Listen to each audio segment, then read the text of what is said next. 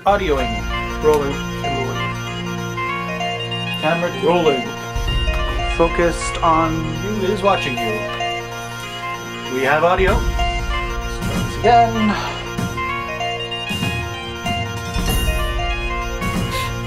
Hi everybody and welcome to episode...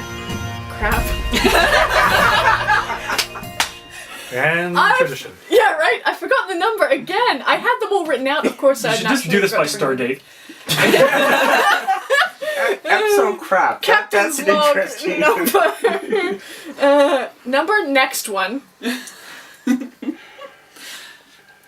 Today we are discussing the 2011 steampunk film, The Three Musketeers. And I'm going to start with general impressions of the movie, and we'll start with you, because you haven't been here for a while. Very, very long time. My first impression of this movie was that it was fantastic, awesome, fun, and just a really good time, so I really enjoyed it. Yeah, we watched it together last night. That wasn't the first time I've seen it. It was like my 5th time seeing it, so it's like one of my... I kind of want exciting, fun action movies that happens a lot, so I end up watching this a lot. Yeah. Okay. It's my second time watching this movie, and it is fun. It's fluff, is what I would call it. It's pretty fluffy. It's dumb fun. So yeah, that would be my general impression. What in particular did you like? I really like the cinematography of it, personally. Yes. Just going into how they shot the action sequences and involving like the No slow shaky motion. cam. Yeah, no shaky cam's always nice. But just doing like the slow motion before speeding up again and then slow motion again to get those really awesome, almost like comic book panel-ish type of shots, which was really, really interesting visually for me. I like that comment about comic book panel. That hadn't occurred to me, but it's so true. Yeah, it is a bit, actually. Same thing. Hadn't occurred to me. Like, oh yeah. Yeah, I don't know if that was their intent, but I know. I have to agree, the cinematography was beautiful. It's nice that there weren't 10,000 jump cuts in the action scenes and shaky cam to make you nauseous and all of that kind so of you stuff. can actually see what's going on. And understand what's going on. It's not like Transformers where all you see are shards of metal jutting in from every kind of angle. You're like, who did what now? What? Yeah. Or the new Superman, not Batman v Superman, but the Superman. I Superman. hadn't seen the new Superman. They're wearing practically the same color, and it moves so fast that you can't tell who you're supposed to be cheering for. Like, yay, somebody landed a punch, or should I be... Should I be angry about that? I don't know what's going on! And then it lasts for such a long time. But yeah. And in the blue corner! But and also in the blue corner! It's like a dark navy on both sides, and you're like... But to get back to this, Yeah. I really liked that the music wasn't like doom and gloom music. It was like upbeat, like this is fun music, and very Pirates of the Caribbean. Very Pirates of the Yeah. Caribbean feel I had. We discussed That's that. probably the temp music that they used. Like, make it sound like this. And then they liked it so much they kept it. Yeah. Not quite. They tweaked it. Yeah, a little bit. Well, I can tell the difference. It's not like Daddy with. Is this Pirates or is this Finding Nemo? Like, what? Yeah. They also in the music brought in a little bit of like Sherlock vibes, I found. Yes. Actually, I really liked the use of the harpsichord, which was sort of that twangy instrument And that it they brings used in the because steampunk style. yeah, because it's quite sort of baroque, that instrument, and so it matched the time period that they were 1700 or some- 17th century, 1600s. Yeah. High heels for men. Thank you for including that because that actually was accurate. I really enjoyed seeing King Louis in high heels. I'm like, yeah, they actually did that. Yeah. Oh, yeah. Yeah, and I really loved the women. They were so hyper intelligent. Yes, the Countess Winters. I'm not even talking about her. I mean, of course she was, but Queen Anne. Queen Anne. I loved Yes. Queen Anne as a character. And Constance. Constance was also really good. But Queen Anne was just like, she was steps ahead constantly. I like that. I liked Queen Anne a lot as a character because she wasn't your typical action heroine, but she put the bad guys in their place as politely and as demurely as possible. Yeah. Yeah. But she did it, And that in itself is a really interesting, nice twist on badassery. Yeah. Because it is kind of badass to tell the cardinal to shut your mouth, the king's got this. Like, Or to tell the cardinal, I know it was you. yeah. Like, I figured out your plot, and Yeah. I just want you to know I know, and I just look you in the eyes when I tell you Yeah. this. It's like, what? It's just too bad that the film doesn't pass the Bechdel test, which But is really it too bad. kind of, not very long, Yeah. because none of the women really talk for very long, but they do. She asks the Constance to go get the gems, the diamonds. She also, It's not really a conversation though. yeah, but she talk like when she breaks down just a tiny little bit, and then she's like, okay, and then Constance says, I think we can fix this. Yeah, so like they do show that there is that relationship between women in the movie, which is good. But they don't talk about guys. Yeah, no, so Either. So I liked the flip when King Louis asked D'Artagnan, like, yeah. yeah. okay, so I have I'm this this friend who doesn't really know how to talk to women. Yeah. Friend. Yeah, I found it incredibly sweet that he was desperately in love with his wife but couldn't tell her. I thought that was very adorable. But he's like 16, right? Like, I don't know about you guys at 16. Well, I kind of know you at 16. But I was not able to talk to boys at 16 at all. I was, but that's because I didn't care about getting that kind of attention. So If I was attracted to a guy, I could not talk to him. see, At all. that was never an issue for me. High school was great. I liked it. I thought it was very sweet. The guy who plays the cardinal plays bad guys in everything. Christopher Waltz. Yeah. It's just, this second time watching it, I'm like, hang on a minute. Wait, I know you.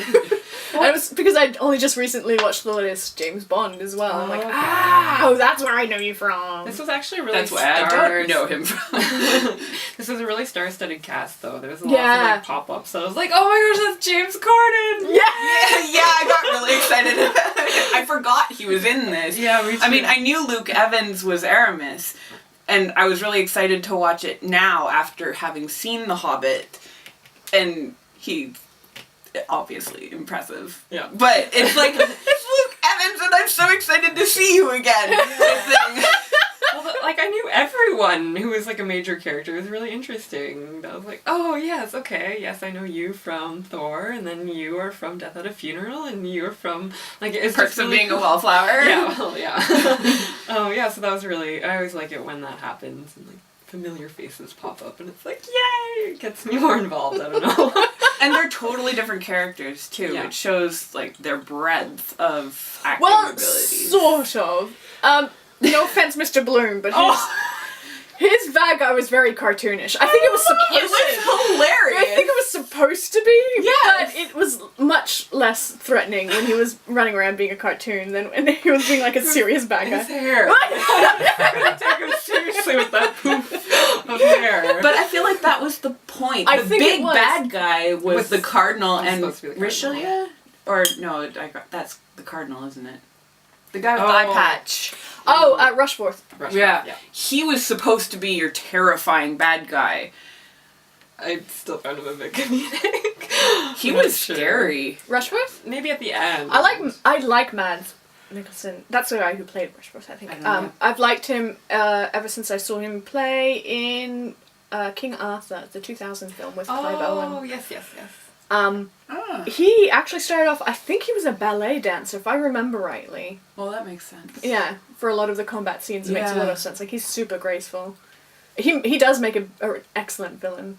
Yeah. Yeah, he's just got that face. The parties. Yeah.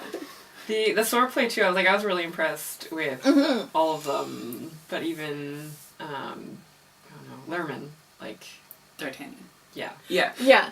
I remember when I first watched this movie, I watched some of the interviews and they were asked who was the best swordsman, and all of the Three Musketeers were like, oh god, yeah, the kid. I just couldn't stop him. God, it was so annoying. How much did they train beforehand? I don't know Was the there answer like to a that. boot camp type I thing? would imagine there would be the usual about 3 months 3 to 6 months of, of swordplay training before they... Which I find funny though is Orlando has had the training in swordplay and he didn't fight. Right? No, I not at all. was like, I didn't notice until after I was thinking back on the movie. I was like, huh. So they got everybody else to learn it, and the guy that already knows it, they didn't use. Yeah. Well then. Is there anything that you didn't like about the movie? I'm always the worst for that, because if I like a movie, I'm like, yeah, that's wonderful!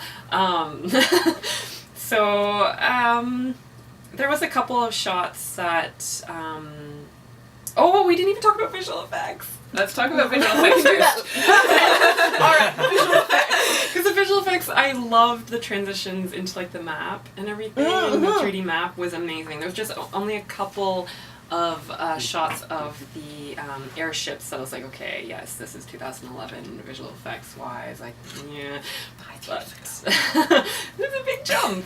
But on the whole, the visual effects were really awesome. But yeah, there was just a couple of shots that I was brought out a little bit. I did love those maps.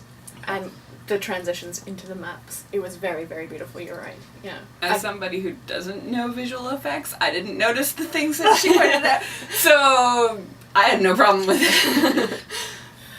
I mean, yeah. I mean, you can tell it's 2011, but it's... If you're into the story, the first time I watched it, I was really into the story. I was having a lot of fun, so I didn't really pay that much attention to all the other stuff. And my second watching, this morning, which is why I'm so exhausted, thank you, coffee, some other things just sort of pop out at you. You're like, but what? Did you, what?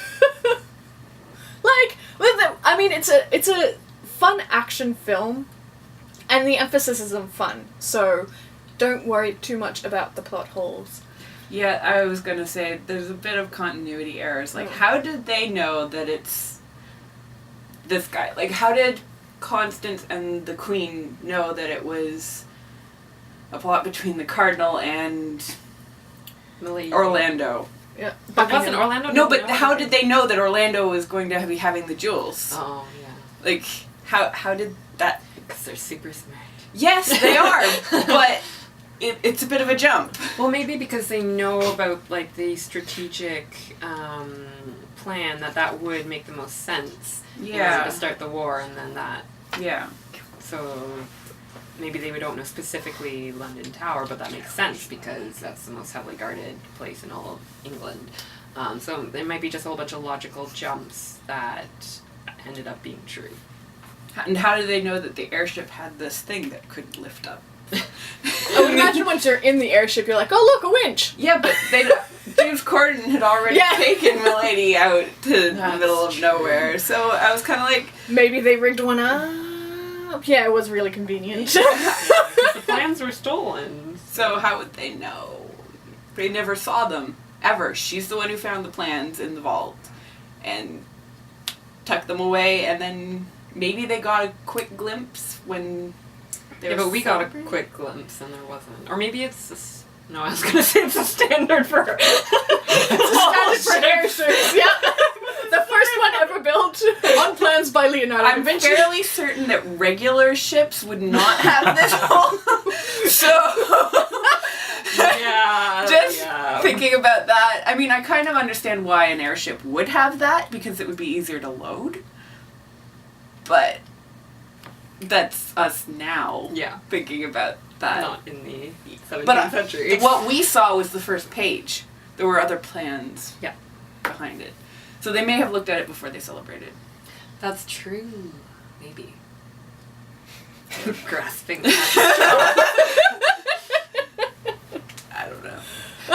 Oh dear. My biggest thing was the lack of reprimand for the Musketeers right at the start, because they killed some folk. They killed lots of people in that first big sword fight. And in Venice. Well, it was supposed to be covert in Venice, so it's... So we're not talking about that? We're talking about... No, I'm talking, like, when D'Artagnan challenges all 3 Musketeers, they all show up at the same time in this, what was it, Collins Square or something like that? Cooper Square. And... 12 o'clock, 1 o'clock, 2 2 o'clock. And they all show up at the same time, and then the Cardinal's men all show up, and More then than 40, for Big- sure. They said 40, but it was. big fight.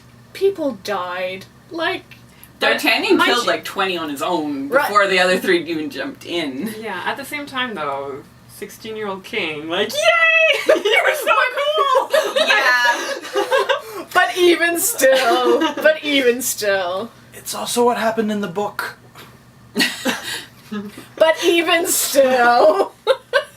It's an old plot hole. It's an old plot hole. You also have to think about like what it was like in the time. They were the king's guard, essentially, like covert ops guard. They were kind of immune. And also, it's like, oh, well, it's your... the dead person's fault for not being good enough with the sword. Yeah. You're It's not like they pulled the gun and shot them. Oh dear. I'm also kind of impressed that D'Artagnan's flesh wound healed so quickly. Like, you never hear of it again. No, it was enough to knock him off his feet, so you'd think it would be relatively deep, but all you see is like a grey... a grey bandage without any even Yeah, blood there on was it. some blood. Was there? I don't know.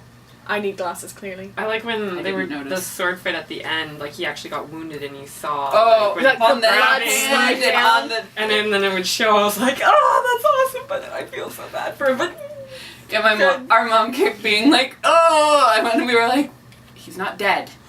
Yeah. Yes, it hurts, but he's not dead. So I'm not hurt or dead. yeah. Look, he says he's not dead. That last fight on the cathedral rooftop was awesome. Mm-hmm. Oh, I kept on being like, no, don't hurt, not a day.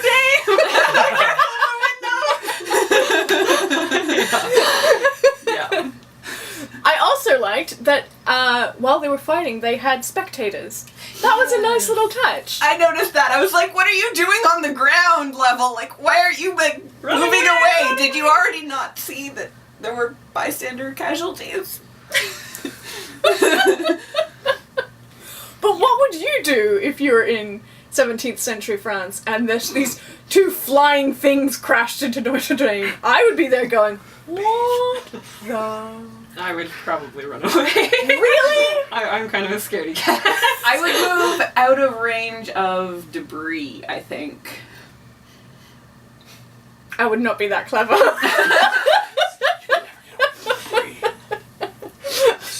Also, people sword fighting on the roof. I would want to see it, but not from up close, Oh, God, where I I might would. get... Self-preservation. Yeah. I apparently have none. But, like, Constance was at least out of the way in that first giant... She was behind Four the tree. against She 40. could duck behind the tree. Yeah, so I would go to her, because she obviously knew what she was doing, whereas then there were these other people just standing on, like, the top of winches and stuff, and I was like, what are you doing that? I loved the fighting in this. I think the sword fighting was beautifully done. Wonderfully choreographed, yeah. And well shot, too. Mhm. I could follow everything without going, well...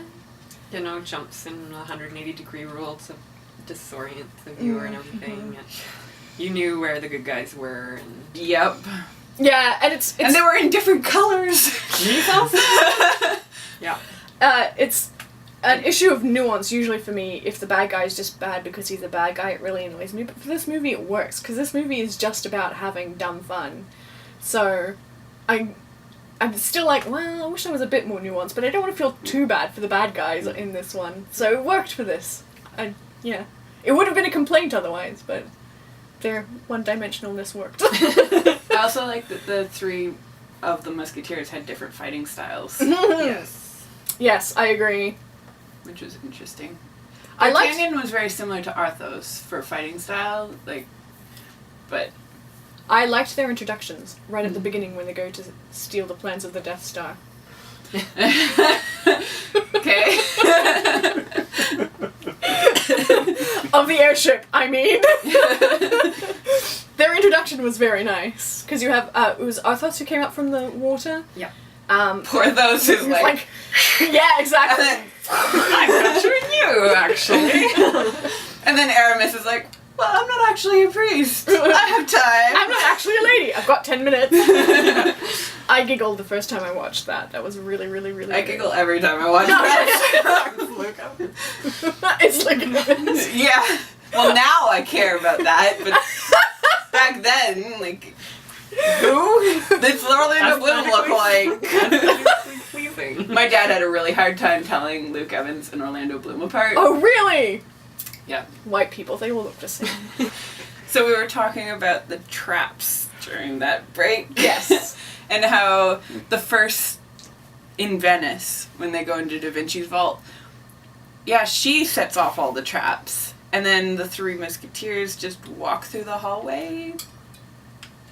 So if anybody had broken in before, they had to rebuild.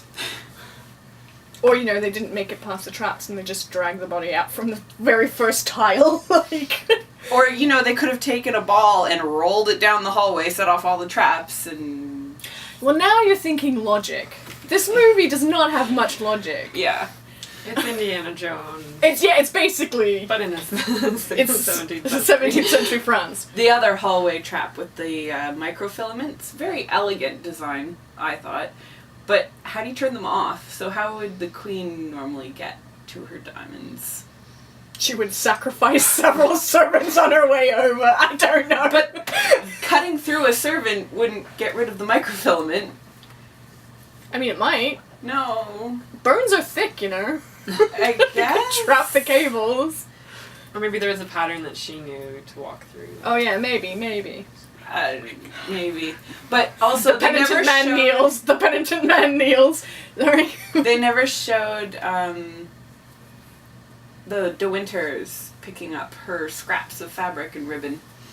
No, but I would assume she woulda. That would be a waste of film time. Yeah, to right? show that. You I don't know. need... Although that would be really funny, just to see her go grab a broom and just be like... blowing on them from the peanut gallery. Yeah. I really did like the incongruity, I guess, of the airships, the steampunkness of it in that time frame. It made it Be fun. like the 30 cal of cannon. No, my that God, was so funny. like he was playing Tubular Bells or something. I really enjoyed that. That was fun. Yes, the airship battle was fun, actually. Anything to do with the airships was fun. And King Louis's comment before Buckingham shows up. That's just rude. And then he shows up in this huge airship. You're just like, I want one! Make me one!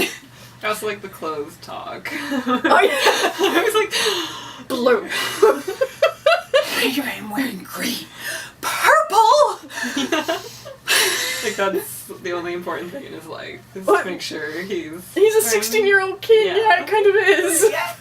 being cool on the outside to hide his insecurity on the inside. And I like that it's Buckingham that he's decided is the cool kid.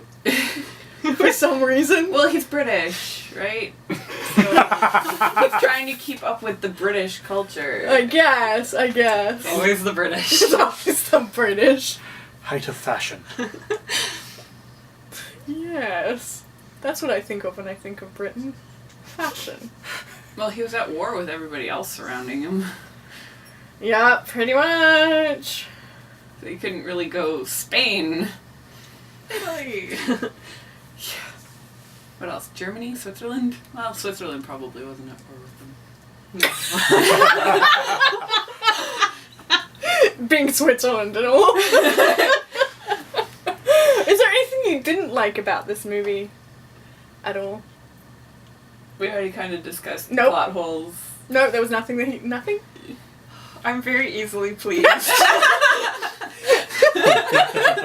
long as there's comedy, I'm pretty much happy. Okay, fair enough. Like good comedy, witty, smart comedy. Yes. Yeah, there was a lot of very funny, Puns. intelligent humor. Yes, thank you. No buffoonery. Yeah. Dear writers, this is how humor is done. Yeah. Well, they had like a little bit like when the servant had to sleep on the balcony. Yeah, and he got... but that was kind of funny. Although, Yeah. why didn't he just sleep under the kitchen table or something? Like, Because then you wouldn't they have had that joke. beds.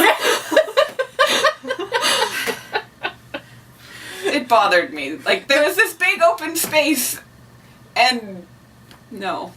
The running gag of shut up was Yeah. A little bit annoying. really, I found liked it it. hilarious. Because it was a rule of 3. They did it like 3 major times. That's true. If they'd done it one more time, then I'd be like, okay, the That's joke's been enough. done. But they Yeah. did it with enough time in between that. Yeah. I found it humorous. I found it humorous. I guess I was just like, but it's James Corden! I was like, you can't tell him that! Yes, you can. Oh, I know one thing that I didn't like too Oh, much. okay. The wigs. They changed a bit. Like, it would go from, like, really ratty for D'Artagnan to, like, really coiffed, and then, like, his bangs kept changing. I was So that was a like- continuity thing. Yeah, for so you. that was a little bit annoying. I didn't even notice that. Wow. That's not something I was really paying attention to. No. I was more watching facial expressions, I think. But I like looking at the hair again. It's like, wow, this is really ratty. Okay, well, I'll deal with it. And then later on, it's like, oh, his fringe changed. Okay, sure. I did notice the rattiness, especially when he was brought to Buckingham. I was like, whoa, they really roughed him up.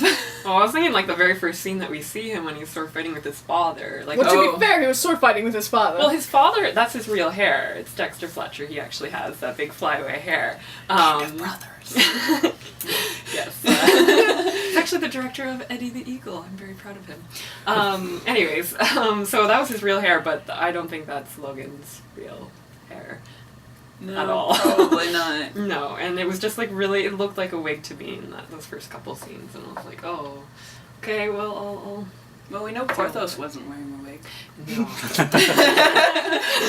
No, but I'm pretty sure Athos was. Probably. Yeah, but his was pretty well done. But James Corden's was also like, oh, that's a wig. Yep, okay.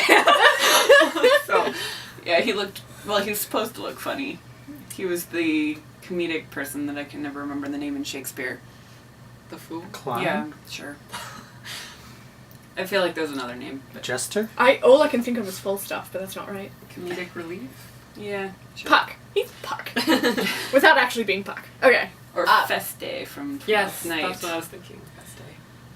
That's why it was so long ago for me. It was grade 9. Final thoughts and star rating. Oh, well, what's their rating? Out of 5. Out of 5. 5 okay. stars out of. I give it 4 because it's one that I watch over and over again, but not like on my top shelf of amazingness. Okay. I agree. Top shelf of amazingness includes things like The Incredibles and stuff like that. Whereas, like, I'm willing to watch that any day of the week, anytime, no matter how I'm feeling. Second type tier thing. shelf. Yeah, so second tier shelf. I'm not feeling great or that sort of thing. Where it will cheer me up. Feel good movie. Yeah. 2.5 stars? It means it's an okay movie. It's just, it's not something that I would pick out if ever I wanted something good to watch. It's not a bad movie. I mean, it's fun. It's dumb fun, but for me, it's dumb fun. It's fluff. So it's not critical. No. It's or- and it's not supposed to be. Yeah. So I don't like most of the critically acclaimed movies, so that Nothing- they would get like 1 stars from me. So. nothing will ever beat Pan's Labyrinth. I'm sorry. All right. You get to pick the next one, Lindsay. Yay. I'm not going to threaten you like I threaten all the other guests. Threaten. Make it good. Oh, Well, they should only be good ones. Yeah, The so- Gamers, 2002. I have not watched this movie at all, so I Is have. this the programming one? No. Wait. Oh no, this is a D&D one. I think so. With the shadow. Yes. I was Okay, so 2 weeks so we time, know who's going to be on that panel, I think. I'd love to watch it again. we'll be discussing The Gamers, a 2002 film. If you have any thoughts about the 2011 Steampunk Three Musketeers, leave them down below. I will also put up a discussion board on our Goodreads book club page, even though it's a film. Shh. Don't forget to like and subscribe. Thanks for watching, guys. Bye!